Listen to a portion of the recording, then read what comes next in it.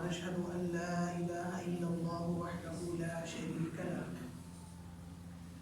ونشهد أن سيدنا وسندنا وإمامنا وحبيبنا وحبيب ربنا وهادينا ومرشدنا ومولانا محمدا عبده ورسوله. أما بعد فأعوذ بالله من الشيطان الرجيم. بسم الله الرحمن الرحيم. يا أيها الناس اعبدوا ربكم الذي خلقكم والذين من قبلكم لعلكم تتقون. وقال النبي صلى الله عليه وسلم: لا يؤمن أحدكم حتى يكون هواه تبعا لما جئت به، أو كما قال صلى الله عليه وسلم. صدق الله العظيم وصدق رسوله النبي الكريم، ونحن على ذلك لمن الشاهدين والشاكرين، والحمد لله رب العالمين. اللهم صل على محمد وعلى آل محمد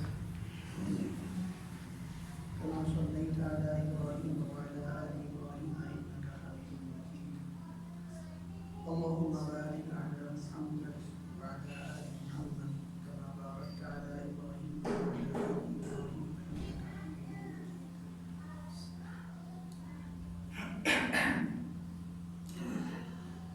اللہ جل شانہ کا ارشاد ہے: یا ایھا الناس انا خلقناکم من تراب. اے ساری انسانیت، یہ بات یاد رکھو کہ ہم نے تمہیں مٹی سے پیدا کیا ہے.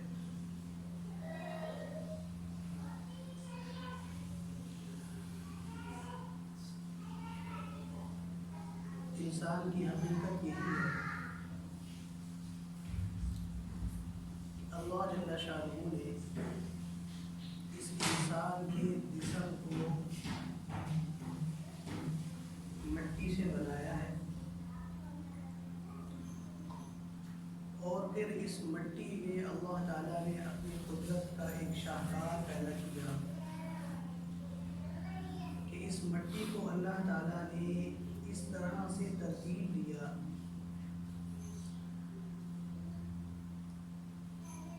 کہ اس پر پانی پڑے تو اس پر کوئی اثر نہیں ہوتا.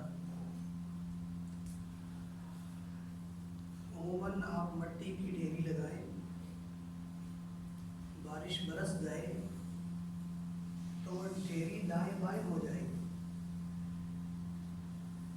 اس لیے کہ اس کے اندر وہ مضبوطی نہیں ہے کہ جو اس کو اپنی جگہ پر قائم رکھ سکے.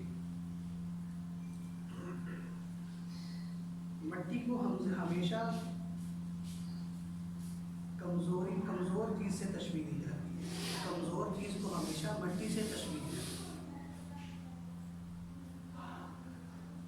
اور اللہ تعالیٰ فرما رہے ہیں: خلق الانسان ضعیفا، ہم نے تمہیں کمزور پیدا کیا ہے.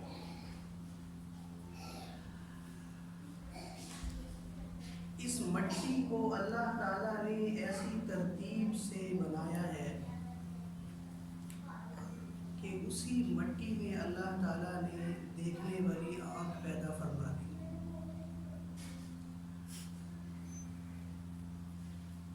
جو مٹی اپنے سہارے پر کھڑی نہیں ہو سکتی، اس مٹی کو اللہ نے ایسی ترتیب سے تیار کر دیا کہ اسی مٹی سے دیکھنے والی آنکھ پیدا کر دی. اسی مٹی سے اللہ جل شانہ نے سننے والے کان پیدا فرما دی. اسی مٹی سے اللہ جل شانہ نے بولنے والی زبان پیدا فرما دی. اور اسی مٹی سے اللہ جل شانہ نے اتنے مضبوط ہاتھ بنا دیے کہ آپ کسی چیز کو پکڑ لیں، جب تک چھوڑنا نہ چاہیں تو چھوڑ نہیں سکتے، وہ چھوٹ نہیں سکتی.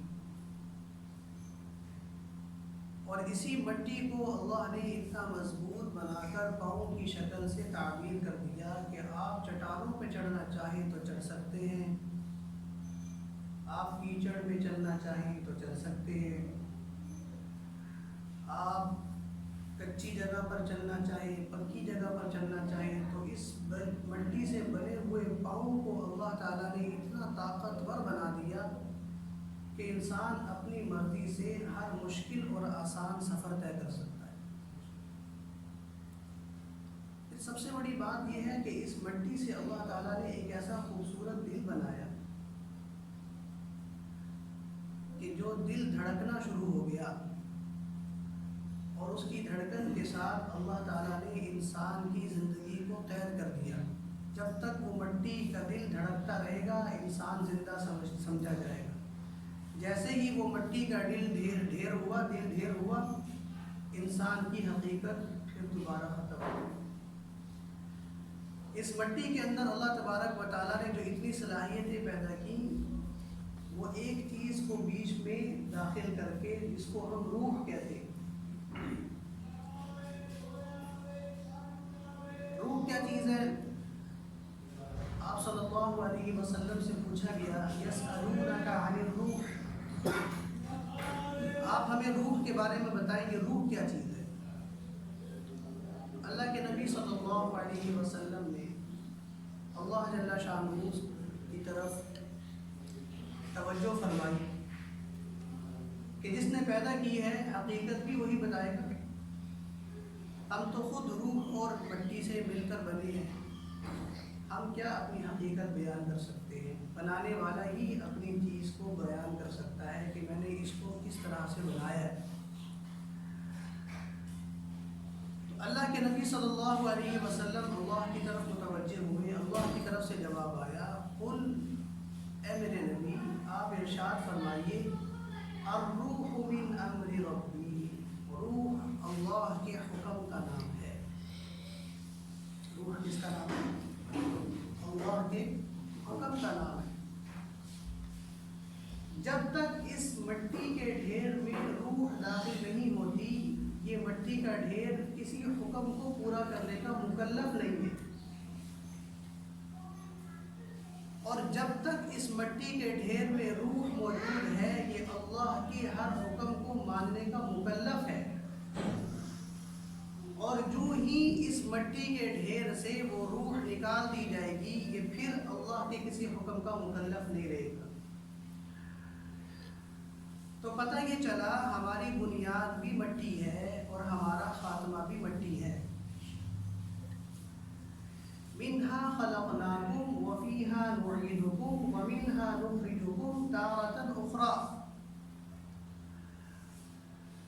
قبر پہ جب مردے کو دفن کرتے ہیں اور پھر مٹی ڈالنے کا مرحلہ آتا ہے تو رسول اللہ صلی اللہ علیہ وسلم نے بطور ذکر یہ آیت سکھائی کہ جب مٹی ڈالو تو اس آیت کو پڑھا کرو۔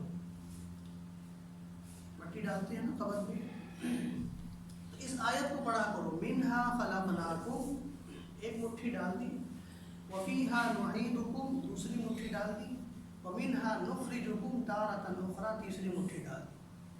آیت میں 3 ٹکڑے۔ پہلا ٹکڑا کیا کہہ رہا ہے؟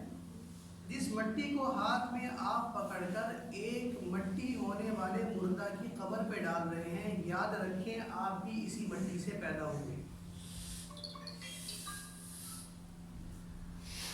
دوسری مٹھی ڈال رہا ہے، مٹی کو مٹھی میں پکڑ کر، مٹی کو مٹھی میں پکڑ کر، اگلا جملہ کیا ہے؟ وفیہا نعیدکم، یاد رکھو جس طرح سے یہ مٹی کا بنا ہوا انسان اس مٹی میں پہنچا دیا گیا، تم بھی اسی مٹی کے بنے ہوئے ہو، تم بھی اسی مٹی میں پہنچا دیے جاؤ۔ وَمِنْهَا نُخْرِجُكُمْ تَارَةً أُخْرَىٰ، اور یہ بھی یاد رکھو، تیسری مٹھی ڈالنے لگا ہے کہ یہ مٹی کا بنا ہوا انسان اس مٹی میں پہنچا دیا گیا، ایک وقت آئے گا کہ اسی مٹی سے اس کی ہڈیوں کو جمع کر کے دوبارہ کھڑا کیا جائے گا۔ ایک اپنی حقیقت کو پہنچ چکا ہے، ایک کو اس کی حقیقت یاد دلائی جا رہی ہے کہ اگر یہ مٹی کا بنا ہوا مٹی میں پہنچ چکا ہے تو یاد رکھو ڈالنے والوں، قبر میں پہنچانے والوں، تم بھی اسی مٹی کے بنے ہوئے ہو، تم نے بھی اسی مٹی میں مٹی ہو جانا ہے۔ لہذا جب حقیقت یہ ہے کہ مٹی سے بنا ہوا انسان مٹی ہو جائے گا تو اس مٹی میں جب روح داخل ہوتی ہے تو پھر یہ زندگی کیوں دی گئی ہے؟ اس مٹی میں روح داخل کر کے اس مٹی کو متحرک کیوں کیا گیا ہے؟ تو قرآن مجید کیا کہتا ہے؟ وَمَا خَلَقْتُ الْجِنَّ وَالْإِنسَ إِلَّا لِيَعْبُدُونِ يَا أَيُّهَا النَّاسُ اعْبُدُوا رَبَّكُمْ۔ تمہیں اس لیے اس روح کے ساتھ جوڑا ہے تاکہ یہ روح تمہاری مٹی کے جسم میں معاون بنے، تم کسی کام کے ہو جاؤ، اور سب سے پہلا کام تمہارے ذمے اللہ کی فرما برداری کرنا ہے۔ یہ سب سے پہلا کام ہے کہ اس مٹی کے ڈھیر کو کس کا فرما بردار بنایا جائے؟ اللہ کا فرما بردار بنایا جائے۔ اعبدوا ربکم، اللہ کا غلام بنا دیا جائے، کیونکہ جس نے بنایا ہے حکم بھی اسی کا چلے گا، اور جس نے دوبارہ مٹی کرنا ہے حکم اسی کا چلے گا۔ اگر اس کے علاوہ کوئی سوچے گا بھی کہ میں اس مٹی کے مجسمے کو، جس کو اللہ نے روح سے جوڑ کر ایک متحرک ڈھانچہ بنا دیا ہے، جو حرکت کر سکتا ہے، جو دیکھ سکتا ہے، جو سن سکتا ہے، جو بول سکتا ہے، جو پکڑ سکتا ہے، جو چل سکتا ہے، جو سوچ سکتا ہے، جو سمجھ سکتا ہے، اگر ذرا سا خیال بھی یہ آیا کہ یہ میرا ہے اور میں اس کو اپنی مرضی سے چلاؤں گا، اللہ تبارک و تعالیٰ نے دنیا میں اپنی مرضی کرنے والوں کے واقعات بیان کیے کہ دیکھو اس مٹی کے ڈھیر کو جس نے اپنی مرضی سے چلایا ہے تو کبھی وہ فرعون بن کے مرا ہے، کبھی وہ نمرود بن کے مرا ہے، کبھی وہ شداد بن کے مرا ہے، کبھی وہ قارون بن کے مرا ہے، کبھی وہ ابو جہل بن کے مرا ہے، کبھی وہ ابو لہب بن کے مرا ہے، کبھی وہ عبداللہ بن ابی بن کے مرا ہے، کبھی وہ امیہ بن خلف بن کر مرا ہے۔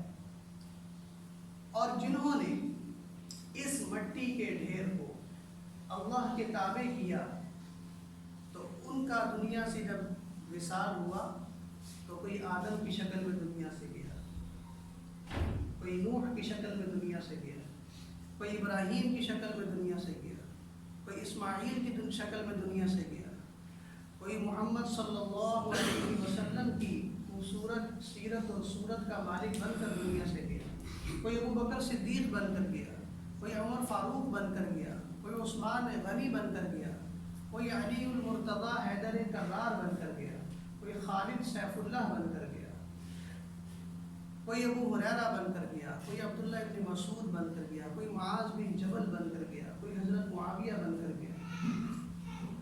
ایک لمبی فہرست ہے۔ تو فرمایا کہ اس مٹی کے ڈھیر کو اپنی ملکیت نہ سمجھنا، یہ کس کی ملکیت ہے؟ اللہ کی ملکیت، اور مالک اپنی ملکیت میں کسی قسم کا تصرف قبول نہیں کرتا۔ آپ کسی کا مکان کرائے پہ لیتے ہیں تو اس مکان میں ایک منزل بنی ہوئی ہے، آپ دوسری منزل نہیں بنا سکتے، اس لیے کہ آپ نے عاریتاً لیا ہے، کرائے پہ لیا ہے، آپ یہ آپ کی ملکیت نہیں ہے۔ جب تک مالک اس میں تصرف کی اجازت نہیں دیتا تب تک آپ اس پر ایک اینٹ بھی نہیں لگا سکتے۔ یہاں تک کہ علماء نے تو مسئلہ لکھا ہے کہ کرائے کا جو مکان آپ لیتے ہیں نا، تو اس کرائے کے مکان میں کیل بھی ٹھوکنی ہو تو مالک کی اجازت سے ٹھوکے۔ ہمارے ہاں کیا ہوتا ہے، کرائے کے مکان جب لیے جاتے ہیں تو اس کے بعد جب وہ خالی کیے جاتے ہیں تو وہ مالک کو اپنا لگ ہی نہیں رہا ہوتا کہ یہ کبھی میں نے بنایا تھا، کہیں سے نلکا خراب، کہیں سے کوئی ٹائل گری ہوئی ہے، کہیں سے کوئی شلف ٹوٹی ہوئی ہے، کہیں سے کوئی کچن کا کبٹ خراب ہوا ہے، کہیں سے کوئی ٹینکی اوپر سے لیک ہو رہی ہے. رہنے والا حالانکہ خود ہے، لیکن ایسی بے دردی سے بے دریغ استعمال کیا، صرف یہ سمجھ کر یہ میرا نہیں، یہ کسی اور کا ہے. تو یہ کتنے سارے اس نے انسان کے حقوق ضائع کیے. کیا اللہ تعالیٰ نہیں پوچھے گی؟ کچھ مالک مکان بڑے سخت ہوتے ہیں، کچھ کرایہ دار اتنے بے رحم ہوتے ہیں. اگر اللہ مالک مکان سے پوچھ گچھ کریں گے تو کرایہ دار سے بھی پوچھ گچھ کریں گے. وہ مظلوم نہیں ہے. ہمارے ہاں کیا ہوتا ہے، جو کسی کا ماتحت ہے وہ مظلوم بن جاتا ہے.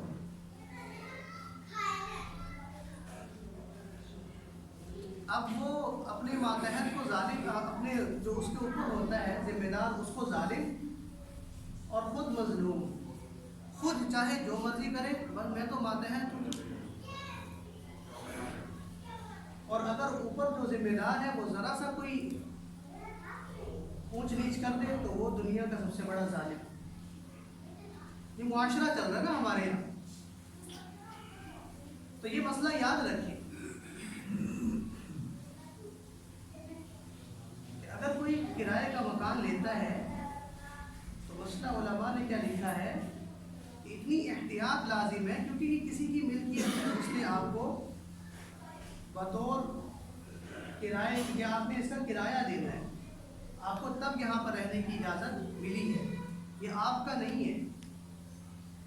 ٹھیک ہے، انسان زبانی کلامی کرتا ہے کہ وہ تو ہی ہے کہتے ہیں، یہ توڑا ہو گیا ہے. لیکن کل کو وہ اگر کسی محلے میں 7 پڑوسیوں کہیں کہ یہ تو مکان اب میرا ہے، اور مالک مکان کو پتہ لگ جائے تو اگلے دن وکیل بھی ہوگا، پولیس بھی ہوگی دروازے پہ. تو ایک زبان سے اخلاقاً ایک جملہ بولا جاتا ہے. کیا مطلب ہے تھوڑا یہ کہ مطلب یہ کہ بھائی جس طرح میرا مکان ہے نا، اس میں آپ رہیں، اپنا اس کو سمجھ کے رہیں. اس کا مطلب یہ نہیں ہے کہ آپ ایک ٹکا بوٹی کر کے رکھتے ہیں. تو علماء نے لکھا ہے کہ اگر کیل بھی ٹھوکنی ہے، حالانکہ کیل یہ اس کی ضرورت ہے نا، یہ تو اس کی ضرورت ہے. کہیں اس نے کپڑے لٹکانے کے لیے ٹھوکنی ہے، کچھ بھی کرنا ہے، فرمایا مالک سے اجازت لو، کیونکہ یہ ملکیت اس کی ہے، تو آپ کو اس میں اتنا بھی تصرف کا حق حاصل جی نہیں ہے. اب ذرا اس مثال کے تناظر میں ہم ذرا اپنے آپ کو دیکھیں. ایک دنیا کا ایک مکان کا مالک اور اس کی ملکیت میں ایک کیل ٹھوکنا بھی اس کی اجازت کے بغیر جائز نہیں. تو جس مالک نے زندگی دی ہے، جسم دیا ہے، دیکھنے کے لیے آنکھیں دی ہیں، سننے کے لیے کان دیے ہیں، بولنے کے لیے زبان دی ہے، پکڑنے کے لیے ہاتھ دیے ہیں، چلنے کے لیے صحیح سلامت پاؤں دیے، قدم دیے، سوچنے سمجھنے کی صلاحیت عطا فرمائی. ایک عام دنیا کا عارضی مالک، اس کی ملکیت تو اتنی پکی کہ اس کی ملکیت میں ایک کیل ٹھوکنے کی بھی اجازت نہیں. تو جس نے ساری دنیا بنائی اور ہمیں زندگی عطا فرمائی، اس کی ملکیت میں ہم کیسے اپنی مرضی کر سکتے ہیں؟ اس کی ملکیت میں میں کیسے اپنی آنکھ کو اپنی مرضی سے چلا سکتا ہوں؟ اس کی ملکیت میں کیسے میں اپنے جسم کو اپنی مرضی کے مطابق چلا سکتا ہوں؟ نہیں بھائی، یہ آنکھ بھی اللہ کی، یہ کان بھی اللہ نے دیے، یہ زبان بھی اللہ کی. سر کے بالوں سے لے کر پاؤں کے ناخنوں تک میرا جسم، میری روح اللہ کی ملکیت ہے. اور مالک کی اجازت کے بغیر کسی قسم کا تصرف، رد و بدل کرنا یہ جائز. مسئلہ سمجھ گئے نا؟ اس کے تناظر میں ایک آپ کو دنیاوی مسئلہ بھی سمجھ میں آ گیا ہے، تو وہ بھی شرعی مسئلہ لیکن دنیاوی معاملات ہے. تو ہم کیسے اپنی مرضی کر سکتے؟ لیکن آج انسان ناکام کیوں ہے کہ وہ اس جسم کو اپنی ملکیت سمجھ بیٹھے.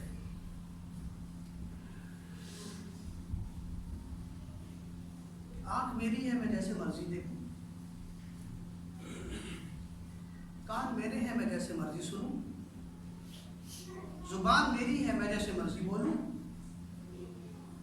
پاؤں میرے ہیں، میں مسجد کی طرف جاؤں میری مرضی ہے، میں بازار کی طرف جاؤں میری مرضی ہے، میں کھیل کے میدان کی طرف جاؤں میری مرضی ہے، ہاتھ میرے ہیں، میری مرضی ہے، میں کسی کو قتل کر دوں میری مرضی ہے، میں کسی یتیم کا مال کھا لوں میری مرضی ہے، میں بہنوں کی وراثت کھا لوں میری مرضی ہے۔ دنیا کے اندر ایک تصور بڑی تیزی سے پایا جا رہا ہے نا، آپ نے دیکھا ہوگا کہ وہ لوگ کہتے ہوئے پھر رہے ہوتے ہیں میرا جسم اور میری مرضی۔ یہ کیوں کہا ان بیچاروں نے؟ وہ قابل رحم لوگ ہیں، بیچاروں کو پتہ ہی نہیں ہے کہ انہوں نے کیوں کہا، اس لیے کہ ان کو اپنی حقیقت کا علم نہیں ہے کہ بھئی ہم مٹی سے بنے، اللہ نے بنایا، مٹی ہو جائیں گے، اللہ مٹی کرنے والے ہیں، اس مٹی اور روح سے مرکب جسم پر ملکیت ہماری نہیں بلکہ اس کی ملکیت ہے، اللہ کی ملکیت۔ جب تک انسان کے ذہن میں یہ تصور نہیں بیٹھے گا، دل کے اندر اس بات کا یقین نہیں اترے گا، تب تک گناہ چھوڑنا آسان نہیں ہوگا، نیکی کرنا ہمیشہ مشکل ہے۔ میں اللہ کا، میرا دیا ہوا سارا اللہ کا، تو میں اس پر اپنی مرضی نہیں کر سکتا، اس پر میں نے صرف اور صرف کس کی مرضی چلانی ہے؟ اللہ کی مرضی چلانی ہے، تو ہر دین کا حکم اس پر عمل کرنا آسان ہو جائے۔ لیکن جب دل میں یہ آئے نہیں میرا ہے بھائی، میں جیسے چاہے استعمال کروں، تو اس کی مثالیں اللہ قرآن میں دے کر آئے نا، کہ جنہوں نے کہا کہ ہمارا ہے، ہماری مرضی، اللہ نے کبھی فرعون کی شکل میں مار دیا، کبھی نمرود کی شکل میں مار دیا۔ بڑے بڑے جبارین، بڑے بڑے سرکش، بڑے بڑے متکبرین، جنہوں نے کہا کہ ہم اور ہمارا سب کچھ ہم ہیں، سب کچھ ہمارا ہے، اللہ نے ان کو قیامت تک کے لیے عبرت کا نشان بنایا۔ اور جنہوں نے اس بات کو سوچ لیا، سمجھ لیا، نہیں بھئی ہمارا کچھ نہیں، سب کس کا ہے؟ اللہ کا ہے، اللہ تعالیٰ نے ان کے نام کو خوبصورت ترین انداز میں رہتی دنیا تک زندہ فرمایا۔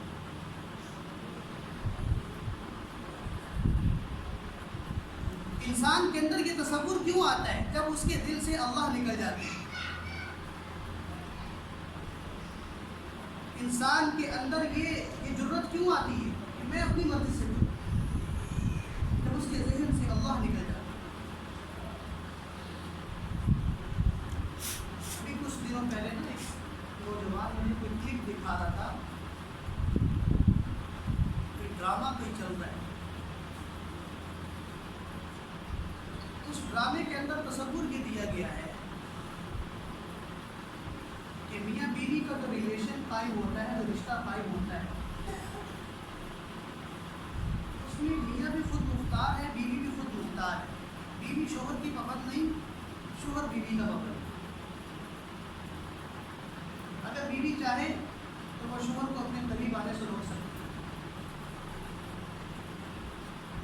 یہ ذہن سازیاں ہمارے گھروں میں میڈیا کے ذریعے سے کی جا رہی ہیں، یہ سب آپ کا ہے، یہ ذہن سازی ہو، آپ اپنی زندگی کے خود مالک، آپ اپنے جسم کے خود مالک ہیں، یہ ذہن سازی ہو رہی ہے، جو فتنے کا ذریعہ بن رہی ہے، جو دین سے دوری کا ذریعہ بن رہی ہے۔ حدیث میں آتا ہے، رسول اللہ صلی اللہ علیہ وسلم نے ارشاد فرمایا کہ میری امت پر ایک زمانہ ایسا آئے گا کہ میری امت پر فتنے ایسے امڑ کر آئیں گے جیسے آسمان سے بارش آتی ہے۔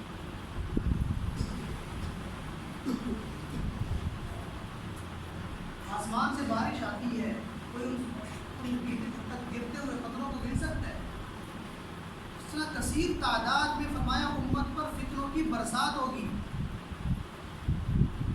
سب سے بڑا فتنہ ایمان والے کے دل سے اللہ کا نکل جاتا ہے، جو انسان کو اللہ سے دور کر دے، جو دین سے دور کر دے، جو ایمان کے ماحول سے دور کر دے، جو اعمال کے ماحول سے دور کر دے۔ جو انسان کو غفلت کے ماحول میں لے جاتا ہے. یہ سب سے بڑا فتنہ ہے اور اس فتنے پر ذہن سازی ہو رہی ہے. نہیں بھائی تمہارا ہے، جیسے چاہو اختیار ہے تمہیں. کبھی تحریکوں کے ذریعے سے، کبھی پروگراموں کے ذریعے سے، کبھی ٹی وی ڈراموں کے ذریعے سے. حالانکہ مسئلہ تو اب شرعی مسئلہ کیا ہے؟ اب تو کوئی دیندار ہو، ڈرامہ لکھنے والا بھی کوئی ہوتا ہے جو اسکرپٹ لکھتا ہے. اب اگر ذہن کے اندر کوئی دین کا تصور ہو، کوئی اللہ کے ہونے کا دل میں کوئی یقین ہو، کوئی پتہ ہو کہ ہمیں کسی نے پیدا کیا ہے، ہمارے لیے اللہ نے کسی کو رول ماڈل اسوہ حسنہ کے طور پر پیدا کیا ہے، ہمارے لیے ایک رہنما موجود ہے، ہماری زندگی کا دائرہ کار طے ہے، اگر بھی پتہ ہو کبھی بھی وہ ایسا تصور لکھ نہیں سکتا. لکھنے والے کے ذہن میں پہلے کیا آتا ہے؟ تصور آتا ہے، تبھی تو وہ قلم پہ اترتا ہے نا. اب اس کے ذہن میں تصور آیا کہ ہم ہیں، ہم جو کچھ چاہیں کر لیں، ہماری مرضی ہے. اور وہ فرمانے لگا کہ اس ڈرامے کے جو ویوز ہیں وہ ملینز میں، یعنی کروڑوں سے اوپر دیکھنے والوں کی تعداد اس کو پہنچ گئی ہے. لوگ اس کو شوق سے دیکھتے ہیں. نمازیوں کی تعداد 3-4 ہے اور ڈرامے کو دیکھنے والوں کی تعداد کروڑوں میں پہنچ گئی ہے.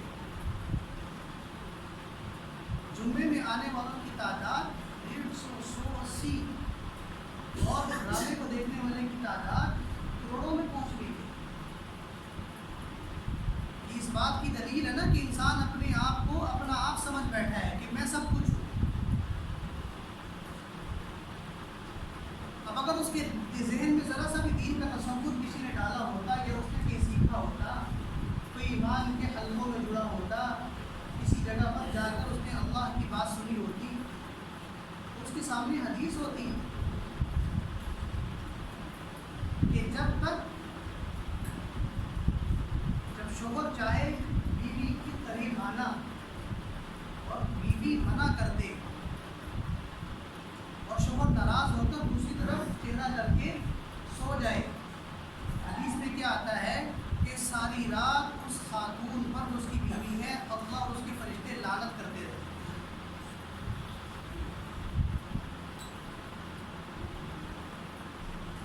یہ حدیث، یہ دین ہے نا. لیکن اب تصور کیا دیا گیا کہ نہیں، بیوی خود مختار ہے، اگر وہ چاہے تو وہ منع کر سکتی. یعنی وہ اللہ کے کسی قانون کی پابند نہیں ہے، وہ دین کے کسی قانون کی پابند نہیں ہے، وہ اپنی پابند ہے، وہ اپنی لائف سٹائل جیسے چاہے گی گزارے.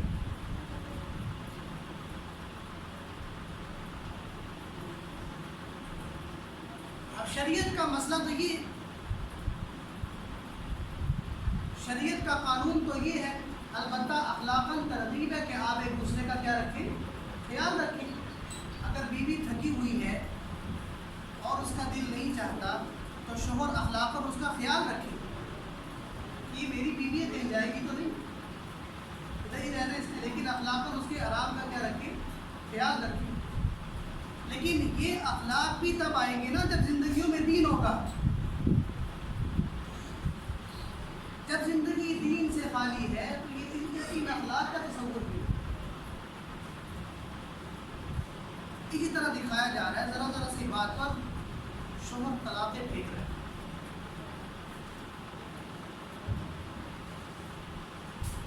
بیوی نے صرف یہ کہا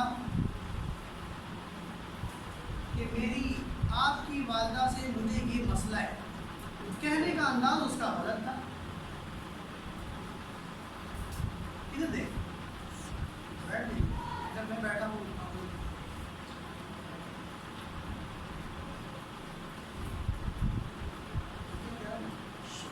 بیوی اور شوہر کا مسئلہ یہ بیان کیا. اب اخلاق کا بھائی جب زندگی میں کیا ہوگا، دین ہوگا. اور جب تک دین کا تصور نہیں ہے تب تک یہ باتیں نہیں ہیں. تو طلاقیں پھینکنا سکھائی جا رہی. بیوی نے شوہر سے صرف یہ کہا کہ مجھے آپ کی ماں سے یہ مسئلہ ہے. یہ ایک اسٹوری ڈرامے میں دیکھا ہے. ڈرامے نہیں دیکھتا، یہ آج کل مشہور ہی ہے، ہر کسی کے ہاتھ میں نا خبر، لیکن کبھی وقت نکال کے ہم ڈرامے نہیں دیکھتے، یہ نہ ہوا پتہ کہ مولوی صاحب ڈرامہ دیکھ کے اجوبہ پڑھا گئے. تو اب اس کے کہنے کے انداز کی، الفاظ کی تعبیر غلط تھی. مطلب وہ کہنا یہ نہیں چاہتی کہ مجھے آپ کی ماں اچھی نہیں لگی، اس نے اپنا مسئلہ پیش کیا. اب شوہر کی مردانگی دکھائی گئی. مردانگی کیا دکھائی جا رہی ہے؟ تو نے میری ماں کے بارے میں ایسا کہا،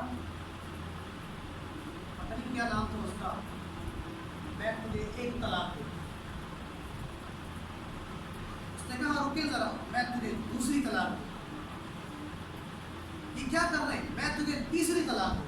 چل اب یہ طلاق وہ بھی دینے کا طریقہ حرام ہے.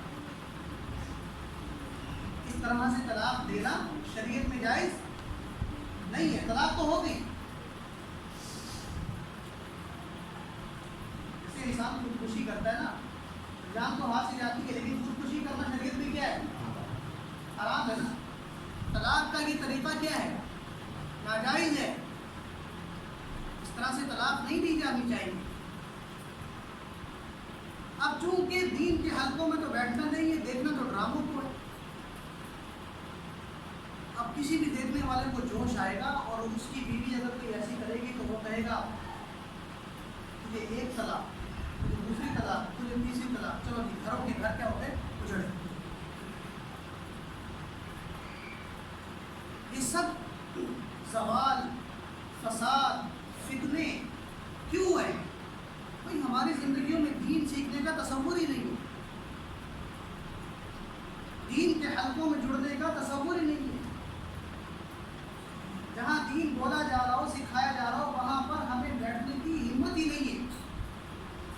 جہاں ہمارے نفس کو موٹا کر کے دکھایا جا رہا ہوتا ہے، جہاں ہمیں ایک چیز کو مزین کر کے دکھایا جا رہا ہوتا ہے، چاہے وہ ڈرامہ ہو، چاہے وہ کچھ ہو، ہم اس کی طرف مائل ہوتے ہیں اور اس کو پک کرتے ہیں. ہمارے بچے پک کر رہے ہیں. یہ کچھ عرصے کا واقعہ ہے، 4-5 مہینے پہلے کی کارگزاری ہے کہ والد نے اپنے بیٹے کو اٹھایا ہے نماز کے لیے. آتا ہوگا کہ والد ہوتے ہیں، ان کو نماز کی عادت ہوتی ہے، تو جن کو عادت ہوتی ہے ان کی اولادوں کو بھی آواز دیتے ہوئے جاتے ہیں نا مسجد میں. ایک مرحلہ ایسا آیا کہ اس نے فجر میں اٹھایا، بیٹا اٹھا ہے اور والد وضو کر کے ابھی مسجد کی طرف جا ہی رہا تھا، اس نے اندر سے پسٹل نکالی اور والد کی گولی ماری.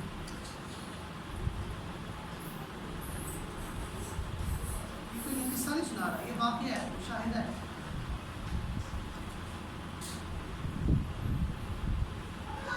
اب اس کو جب پولیس پکڑ لے کے گئی ہے، اچھا بھی آپ کے والد ہیں، آپ نے گولی مار دی اس کو، آپ کے سر سے باپ کا سایہ ختم ہو گیا ہے. وہ کہہ رہا نو ٹینشن،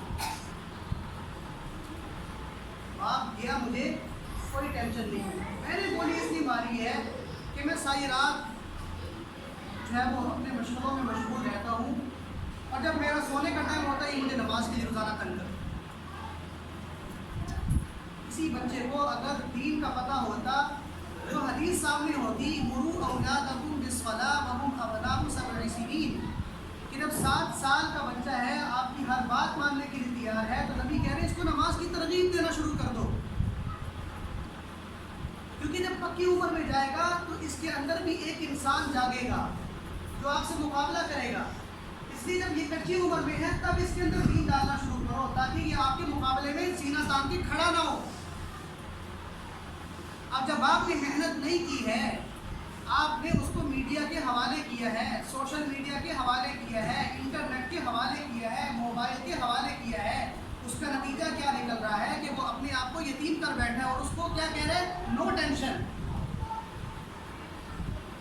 کہ میرے سر سے ایک مصیبت اٹھی، میں ابھی بچہ ہوں، میں جیل سے کبھی نہ کبھی نکل آؤں گا، لیکن ایک مصیبت تو ٹلی ہے ہمارے سر سے.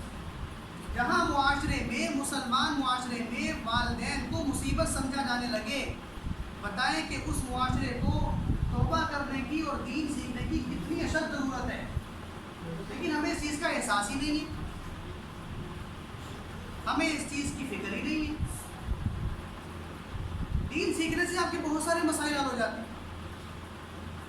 اور دین جہاں جب زندگیوں میں آتا ہے تو اللہ تعالیٰ آپ کی زندگیوں میں بہت ساری برکتیں رحمتیں نازل فرماتے ہیں.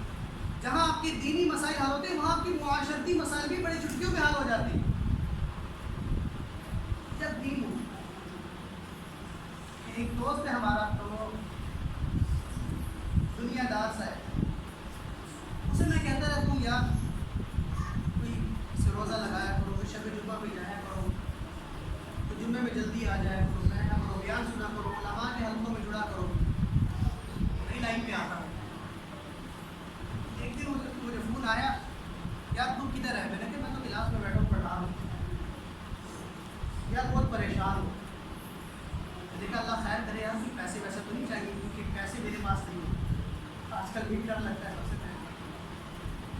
تو کہنے لگا کہ نہیں یار بیوی سے جھگڑا ہوا ہے, مان کی نہیں دے رہی.